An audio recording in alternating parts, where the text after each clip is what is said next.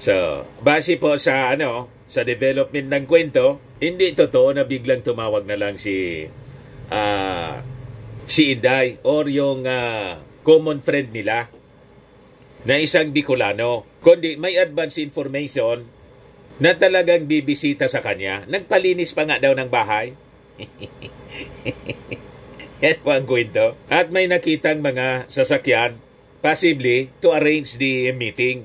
Kaya naimbir na po si Trillanes, dating Senador Trillanes.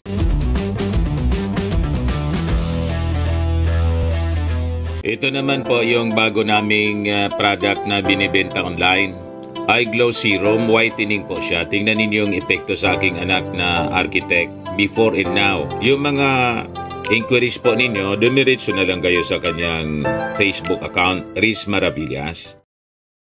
Lumabas na mga kababayan yung findings ng mga eksperto doon sa Polvoron video na pinapakalat ng mga fake news peddlers ng mga Duterte. Alam na ninyo yung unang nagpakalat nito, si Marlica. O ngayon, pinasuri po mga kababayan sa mga experts, fake nga. Kahit man hindi po yun suriin ng mga eksperto, nang ipakalat po yun mga kababayan na video sa Polvoron, may nag-share sa atin. Malayong-malayo po sa itsura ng ating Pangulo. Sabi ko nga, mas kamukha pa si Ted Filon. At pag mga kababayan, inalisan mo ng buhok, kamukha po ni Jason Sa.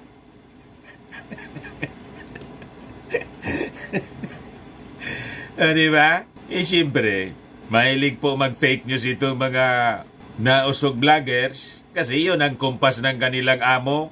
Doon sila po, kumikita. Mga pathological liars. Yan, mga pathological liars, mga kababayan. Sabi ng mga experts sa utak po, mental illness daw po. Madaling sabi, may tama sa utak. Tama naman po. You just imagine itong mga fake news peddlers. Alam nilang fake news, pero naniwala sila. Pati yung mga fans nila, mga kababayan, mga followers, may tama din siyempre sa utak. Di napakarami na, Mr. Maravillas, niya yung mga may tama sa utak. Napakarami na po. Kumalat na. Di ba? O, ito ngayon yung balita, mga kababayan. Report galing sa Manila Bulletin. Sabi rito, experts' findings further vindicate Marcos from Polvoron video. Sabi po ni PCO Secretary Cesar Chavez. Sabi dito sa balita, the recent experts' findings debunking the authenticity of the malicious Polvoron video have just vindicated President Marcos from those trying to ruin his reputation. Sabi po ni Acting Communication Secretary Cesar Chavez. Chavez said this after Vera Files, an independent fact-checker, published the findings of artificial intelligence or AI experts from the Deepfakes Analysis Unit o DAU, which is part of the India-based Misinformation Combat Alliance, found that the video was extensively manipulated to make the man in the video sniffing cocaine appear as if it was the chief executive. Kahit man po i-compare ninyo yung mukha ng ating Pangulong Bongbong doon sa video po, napakalayo. Ang naniniwala lang po yung mga Duterte. Yung mga minions nila. Kasi nga po, pero kahit po sila, tingin ko, duda din sila sa video. Kaya lang, siyempre, pagalit ka sa tao, paninimalaan mo na yung kasinungalingan na na kwento laban doon sa kinagagalit mong tao. That is normal. So sabi po ni Cesar Chavez, the findings niya vindicated President Marcos from malicious individuals that have been trying to slander the President. and cast aspersions on his character. Ito sana yung kanilang pasabog, gagamitin nila to destroy the president at gatungan yung EDSA people power at iluklok nila si Inday. Ikahapon nga po, nagsagawa pala sila ng another rally yung nausog. Lalong numinipis po, lalong numipis yung pumuntang mga participants kasi nag-announce yung mga taga-SMNI na hindi na sila sasali. You see? At hindi na rin po nagiging madalas yung paglabas-labas nila pag-stage nila ng nausog rally kasi na-freeze yung assets ng SMNI, yung assets ni Pacquiao, tapos wala na rin pong pogo. Saka, wanted na si Harry Roque, pati yung asawa, pinapaimbita na rin mga kababayan ng Congress, Quadcom. So sabi ni Chavez, despite this yung ating pamahalaan will remain vigilant against fake news at nanawagan siya sa mga law enforcement agencies to ramp up the drive against misinformation in harmful digital and online posts. Nanawagan din siya sa publiko to be wary of malicious videos and social media posts being circulated by malicious individuals. Sabi ko nga sa ating sa general public natin, para safe po kayo, huwag na ninyong panoorin yung mga vloggers ng mga nausog pag ang source po mga Duterte at galing sa kampo nila, malamang sa malamang ang kwento nila lahat kasinungalingan. Fake news po. Kasi nga po, ang intensyon nila manira, binabaliktad nga po tayo. Tayo daw yung naninira sa mga Duterte. Sabi natin, hindi mo na kailangang siraan si Inday, pati si Digong. Sila na yung sumira sa kanilang sarili. Di ba? Yung kampo ng mga Duterte, lahat sila mga kababayan kung bakit nahaharap sa patong-patong na mga kaso at congressional investigation. Ang may kagagawan po sila. Sila yung may gawa ng kanilang kasiraan. Tayo nagkikwento lang. Pero yung mga vloggers nila, binabaliktad yung kwento. Sinasabi, pati ng mga followers nila, tayo yung naninira. Hindi kailangan namin na manira po. Kayo yung sirang-sira na. Basang-basa na yung inyong mga papel. Lahat ng kwento ninyo. Napatunayan di man totoo. Ito nga po, mga kababayan, napatunayan ng mga experts, fake nga po yung pulburon. Kaya sabi po ni Chavez, in today's world of trolls, bots, and deep fake manipulation, it has become easy to throw mud at others. Itong deepfakes, mga kababayan, isa siyang advanced form of digital content manipulation na nagagamit po ng degenerative artificial intelligence or AI. Ito yung report, mga kababayan, ng PTV News. Pakinggan natin yung balita. Napatunayang peke ang kumalat na video ng isang lalaki na humihit-hit na sinasabing si Pangulong Ferdinand R. Marcos Jr. Ayon pa sa Deepfakes Analysis Unit mula sa India, manipulated ang video. Ang detalye sa ulat ni Kenneth Pasyente. Di ba? Peke at minanipulayan ang resulta ng pag-aaral ng mga eksperto sa kumalat na video ng isang lalaki na humihit-hit ng droga. Ang layo po, mga kababayan, ng ang layo ng itsura sa ating Pangulong Bongbong. Sa tainga pa lang, sa shape ng tainga. Di ba, mga kababayan? Pati sa buhok at yung hugis, mga kababayan, ng mukha. Malayong malayo po. Pero pinaniwalaan ito ng mga pathological liars para siraan po yung ating Pangulong Bongbong Marcos. Believe na believe sila. Ituloy natin yung balita, mga kababayan. Na ayon sa mga kritiko ay si Pangulong Ferdinand R. Marcos Jr. Sa pahayag ng Presidential Communications Office o PCO, sinabi raw ng Deepfakes Analysis Unit na bahagi ng Misinformation Combat Alliance sa India na manipulated ito para magmukhang ang Pangulo ang nasa video. You see, So yun po mismo yung report ng PTB4 kasi pina-examine ng ating gobyerno. Pina-analyze mga kababayan sa mga experts. Ito na yung naging resulta. At sinigundahan din ng Vera Files ang resultang inilabas ng DAU. Batay sa detalyeng ibinahagi ng Vera Files na mula sa DAU, kahina-hinala raw ang video at pinaniniwala ang ginamitan ng tinatawag na face swap. Patunay Face lamang swap, ito na absurdo ginamitan ang Pangulo mula sa hakbang ng ilang individu na siraan ng presidente. Hinimok naman ni PCO Acting Secretary ang publiko na maging mapanuri makalat na trending videos na may layuning manira ng pagkatao ng iba. Tiniyak din ang kalihim na patuloy na tututukan ng pamahalaan ng fake news kasabay ng pagbibigay ng direktiba sa ibang ahensya ng gobyerno na pag-igtingin pa ang kanilaban sa misinformation at mapanirang digital posts. Matatandaang nauna ng pinabulaanan ng PNP at NBI ang naturang Polvoron video at binigyang diin na hindi akma ang facial image sa video sa facial features ng Pangulo. Kenneth Pasyente para sa Pambansang TV sa Bagong Pilipinas. Malabo po. Napakalayo ng itsura, mga kababayan, sa ating Pangulong Bongbong.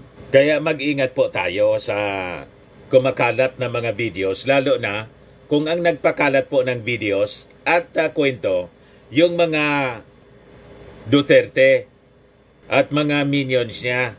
Kasi alam naman natin na yung kampo nila, isang tambak silang mga sinungaling. Di ba? Pero itong video, mga kababayan, ito yung legit, authentic po. Ano yan, Mr. Maravillas? Ito po. Hindi siya deepfake, mga kababayan. Authentic siya. Pati yung kanyang sinasabi, mga kababayan, pakinggan natin. Authentic. Talagang totoong sinabi niya. Ano niya, Mr. Maravillas, ang sinasabi ni Inday? Pakinggan na lang natin kung ano yung kwento niya rito. People call her behind her back and in front of her a fake VP, a fake vice president. So in-enumerate ko doon na bakit siya tinatawag ng mga tao na fake VP. Number 1, her character. Number 2, there is an electoral protest based on massive fraud against her. Yun, kahit i-fact check ninyo yon. Ipa-examine mga kababayan sa mga experts sa deepfakes, mapapatunayan na authentic yung video. Kasi yung kumuha niyan, mainstream. In-interview si Inday nung mayor pa siya ng Davao. Kinuna ng statement tungkol sa dating vice presidente. Vice presidente noong panahon ng kanyang tatay, si Leni Robredo. Tinawag, mga kababayan, ni Inday si Leni Robredo ang fake BP.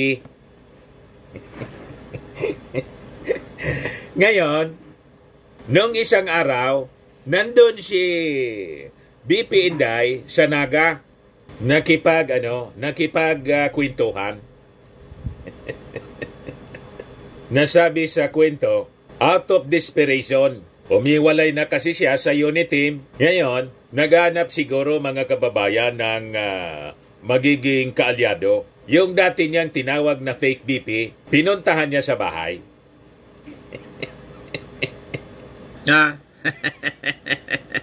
Sa latest nga na balita, mga kababayan, ang sabi, may advance information si Leni Robredo sa pagbisita ni Inday. Ibig sabihin, hindi totoo daw yung unang lumabas na kwento na tumawag bigla si Inday through a friend, common friend nila ni Leni Robredo. Hindi na nakaiwas si Leni kasi nang tumawag, nandyan na. On the way na, papunta sa bahay. Sabi ni Barry Gutierrez, alam nga naman niya hindi patuloyin, hindi man niya bastos. Hindi tayo bastos para sabihin, wala ako rito. O bawal ka rito kasi inaway-away mo ako. Tinawag mo akong fake BP. Di ba?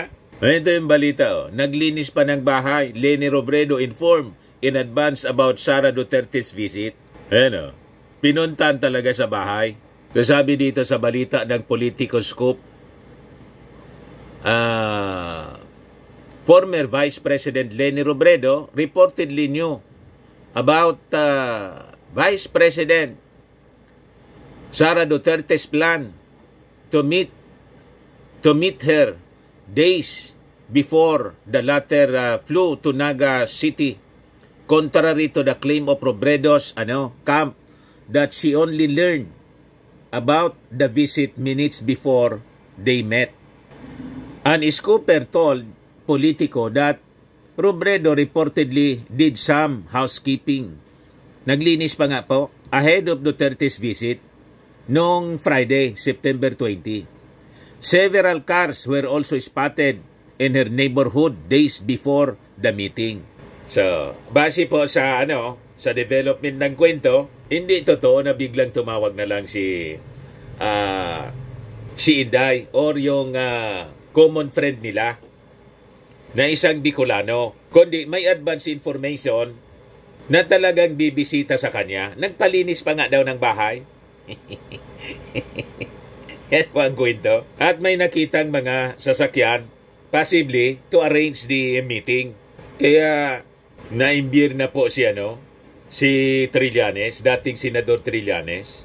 Ipapa-impeach na nga niya, kinampihan pa. Trillanes hits Leni Robredo for meeting Sara Duterte.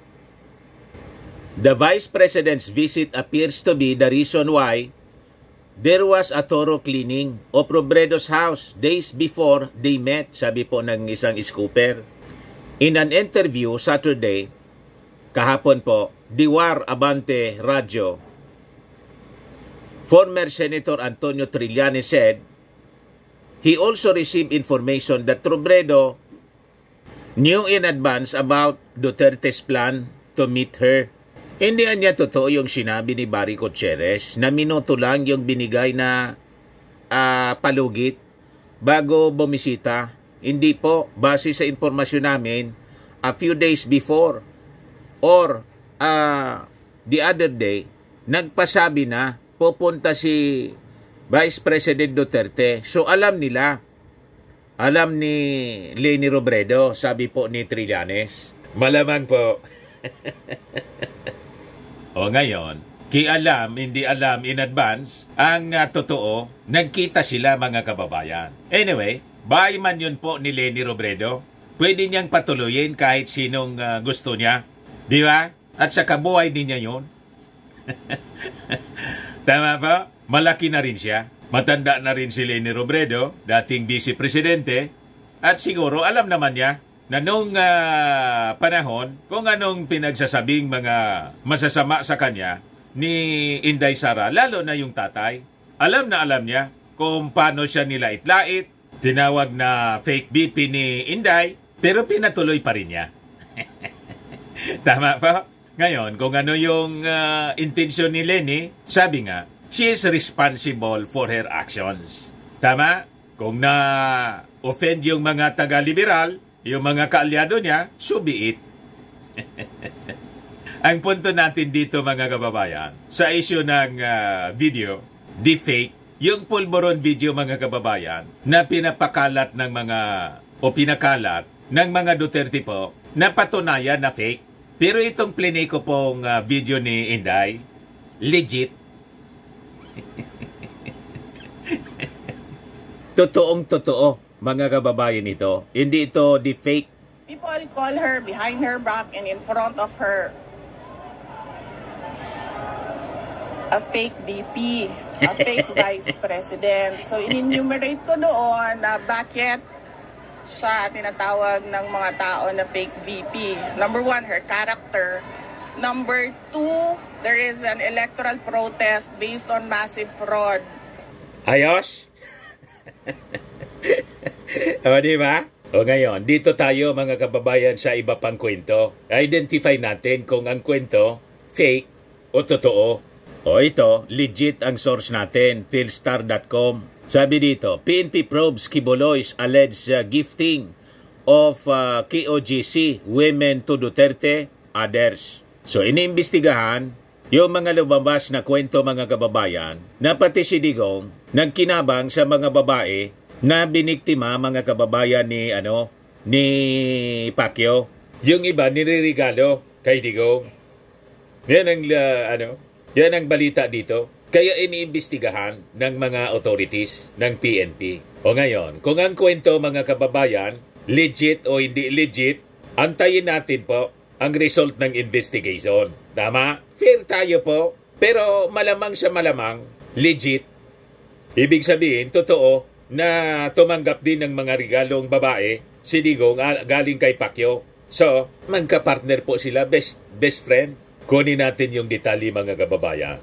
Sabi po ni PNP spokesperson Colonel Jane Fajardo that looking into the revelation of former KOGC worker Arlene Stone that Quiboloy offered women who were members of his pastoral or inner circle to people close to him including Duterte. Matindi po, talagang kailangang imbestigahan kasi may ganong reputasyon si Digong, chick boy. Pati nga si Ramon Tulfo na best friend niya, inginoso mga kababayan, ikinanta si Digong, iminarites na si Colonel Ruina Garma, jiwaan niya yan ni Duterte. Ayaw ninyo anyang sabihin, ako nang magsasabi. Stone is now the spokesperson for former KOGC members residing in the United States. As if Duterte and other officials who receive women as gifts from Quiboloy could be held liable, sabi po ni Fajardo, investigators should coordinate first with the alleged victims and secure from them sworn statements for purposes of filing more criminal cases against Quiboloy and other personalities. So malamang sa malamang, madamay dito talaga si Digong.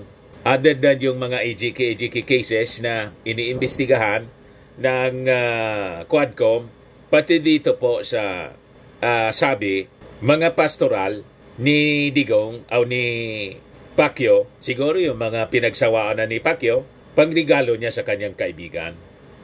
Matindi po, nakakapanindig balahibo na gawain kung totoo po ito. Kaya iniimbestigahang maigi, iniimbestigang mabuti ng ating mga authorities. Fajardo said, the allegation if proven true niya is serious as this would fall under qualified human trafficking which is a non-bailable offense. Nasa proseso na niya kami ng pagdodokumento of all these allegations and revelations and ready kami to file cases against anyone who may have violated the law regardless of whoever he is, sabi po ni Fajardo. So, yung balita po, legit.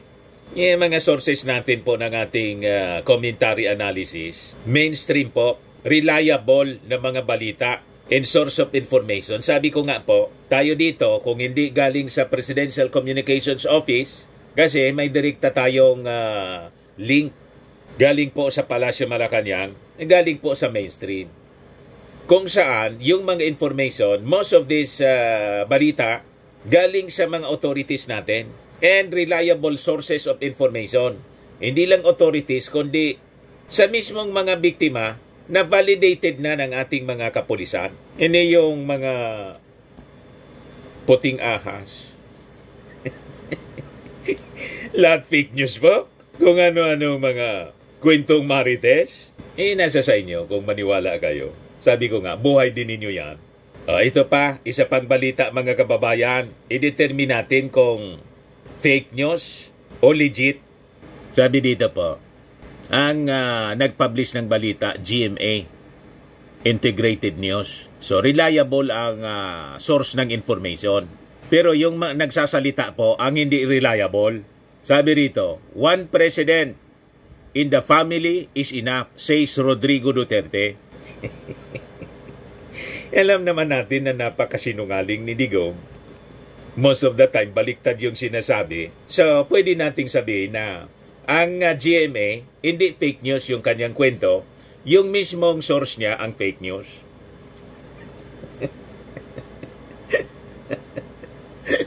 O, di ba? Mga kababayan, kasi hindi reliable ang mismong nagsasalita, yung source. Ang source si Digong. Ang sabi ni Digong, one president niya is enough sa isang pamilya, in the family. Ibig sabihin, sa pamilya niya, okay na siya naging Pangulo. Si Inday, ayaw na niya na maging Pangulo si Inday.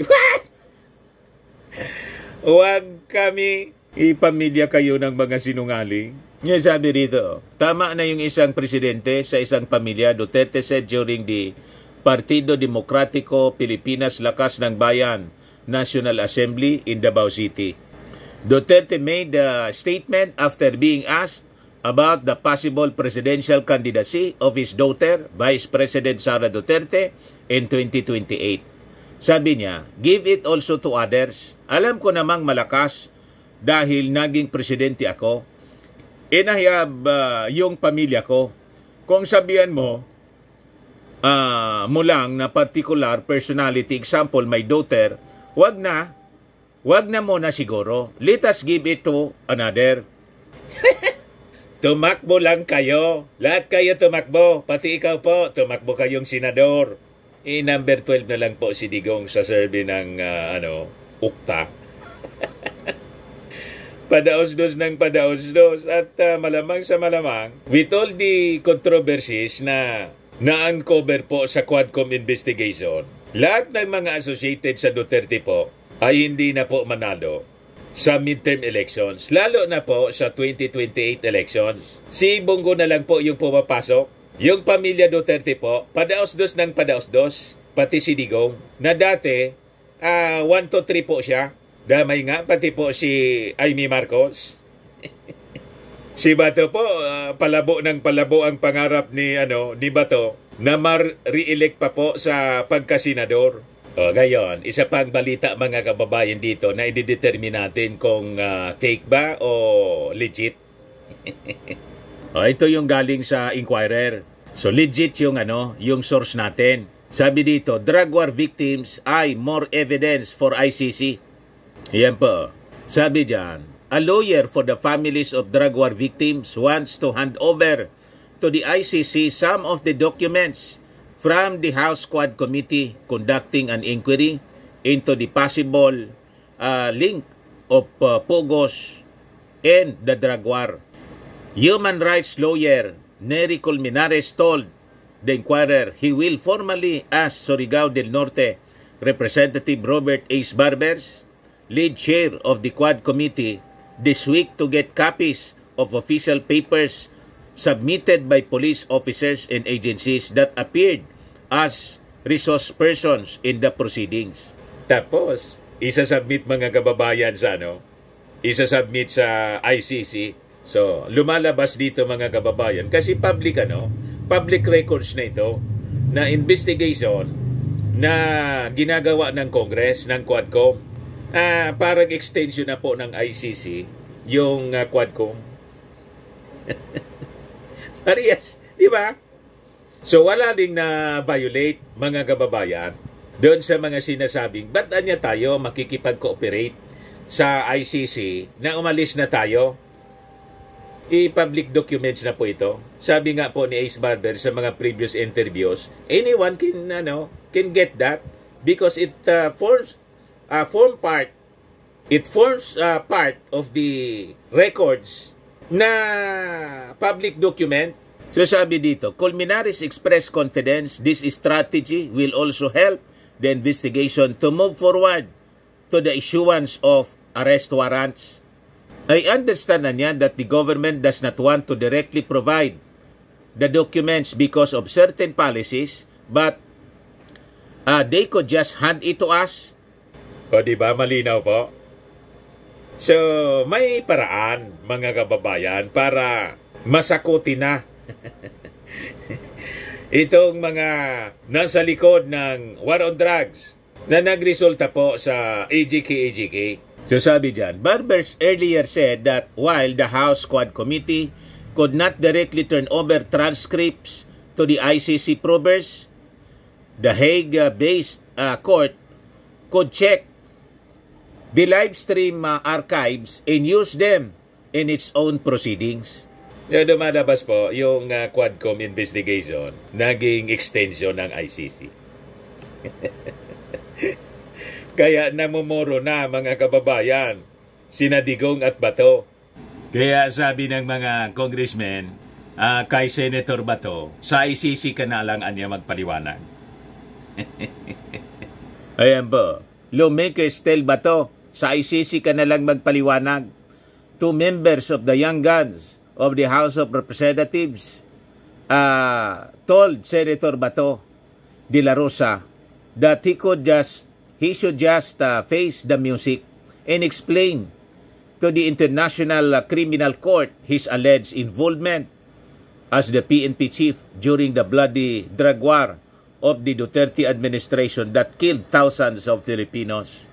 Instead of accusing the House leadership of playing politics, House Deputy Majority Leader Jude Asidre and House Assistant Majority Leader Jill Bungalon both urged De La Rosa to come forward and clarify his involvement in the extrajudicial killings during the controversial Duterte war on drugs. Asidre noted that De La Rosa has repeatedly denied his accountability for the violence that marred the drug campaign. Iniimbita siya sa Congress ng Quadcom, pati si Digong, ini-snub nila yung Congress. Kaya sinabi ng mga congressmen, di sa ICC ka na niya magpaliwanag. Pero tuloy yung investigasyon po. Sa pamamagitan ng mga resource persons na nag-attend po. Yung mga latest ngayon po na nag-attend, si dating Iloilo City Mayor Jed Mabilog, tapos si former Mayor Tomas Osmeña.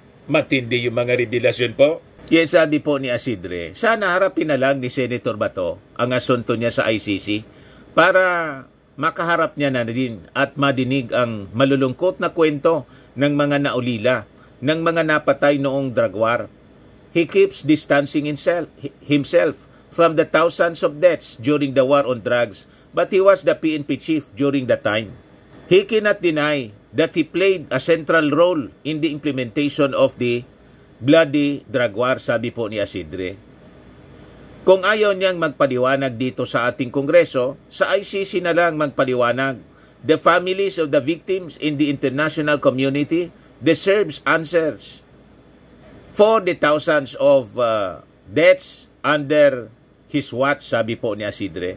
Yan po si Asidre, mga kababayan. Sabi naman po ni Bungalon, if De La Rosa truly believes he did nothing wrong, then he should not be afraid to explain his side before the ICC. Let the world know what really happened during those bloody years, sabi po niya. Itong balitang ito legit. At yung nangyari po na AGK na kwento po at iniimbestigahan ng Congress, pati ng ICC, legit po. Hindi siya fake news. Hindi tulad ng deepfake ng mga fake news peddlers na galing po sa kampo ng mga Duterte. Tama pa, mga kababayan? Sa mga naghanap ng malinis and spacious fitness gym, pumunta lang po kayo sa aming Colossal Fitness Gym. We also offer Grab Car Rental with our brand new 2023 model ng Toyota Innova. We also accept booking for those who are planning to travel via PAL, Cebu Pacific, and other airline companies, local and international, and bills payment for Meralco Bills, PLDT, Aleco Bills, etc. Ang Colossal Fitness Gym is located at 3rd floor Security Bank Building, Landco Business Park, Legazpi City, Albay. For inquiries, look for Chilon Maravillas. Contact number 0966-802-0949. Yan yung aming Innova. Lagi na pong matao sa amin. Pati mga foreigners po, tingnan ninyo. Mga British tourists sila. Ang lalaki ng katawan na, mga kababayan, nag-gym sa amin. Ito naman po, Indian National. Ito mga mga European sila. Ito naman yung bago naming product na binibenta online, iGlow Serum. Whitening po siya galing sa South Korea. Tingnan ninyo yung epekto sa aking anak na architect entrepreneur, Riz Maravillas. For inquiries, look for Riz Maravillas on FB. Ito naman po, Firmax Firming and Lifting Cream. Pinapahid po ito sa mga pulses and affected area. Mainam po ito sa mga pains at paninigas na mga kaso-kasuan. Ito po, Automax Radiant Serum. Sa mukha naman yung application. Anti-aging po siya. You will look 10 years younger than your age. Sa mga cancer patients naman po, baka lang gusto ninyo itong itry. Nengxia Red Mixed Fruit Drink. Hindi man po siya gamot, food supplement siya. Kaya lang, gawa siya mga kababayan sa goji berry. Yung goji berry may anti-cancer properties. Yung mga inquiries ninyo, dumiretso na lang kayo sa aming messages sa Facebook para masagot namin agad. Ayos po. Ako po si Dante Maravillas. Bye-bye. God bless.